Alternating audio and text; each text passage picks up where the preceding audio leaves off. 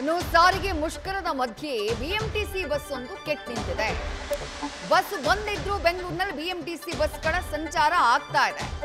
ಕ್ರಷರ್ಸ್ನೆಲ್ಲ ಬಳಸಿಕೊಂಡು ಬಸ್ಗಳನ್ನ ರಸ್ತೆಗಿಳಿಸಿದ್ದಾರೆ. ಆದರೆ ಅದೇ ಬಸ್ ನಡು ರಸ್ತೆಯಲ್ಲಿ ಕೆಟ್ಟ ನಿಂತುಬಿಟ್ಟಿದೆ. ಆರ್ಆರ್ ನಗರದ ಗೋಪಾಲನ್ ಮಾಲ್ ಎದುರು ನಡೆದಿರುವಂತಹ ಘಟನೆ ಇದು. ಮುಷ್ಕರ ಇರಲಿ, ಇನ್ನೊಂದಿರಲಿ, ಮತ್ತೊಂದಿರಲಿ, ಬಿಎಂಟಿಸಿ ಬಸ್ಗಳು ನಡು ರಸ್ತೆಯಲ್ಲಿ ಕೆಟ್ಟ ನಿಲ್ಲೋದು ಅದು ಸ್ಟಾಪ್ ಆಗಲ್ಲ ಅಂತ ಅನ್ಸುತ್ತೆ.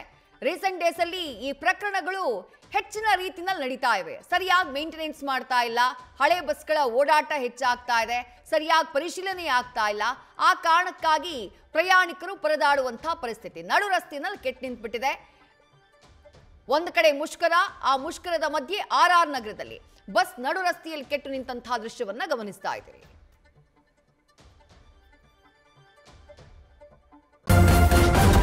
ನ್ಯೂಸ್ ಫಸ್ಟ್ ನಿರ್ಭೀತಿಯಿಂದ ನಿಮ್ಮ ಪರವಾಗಿ.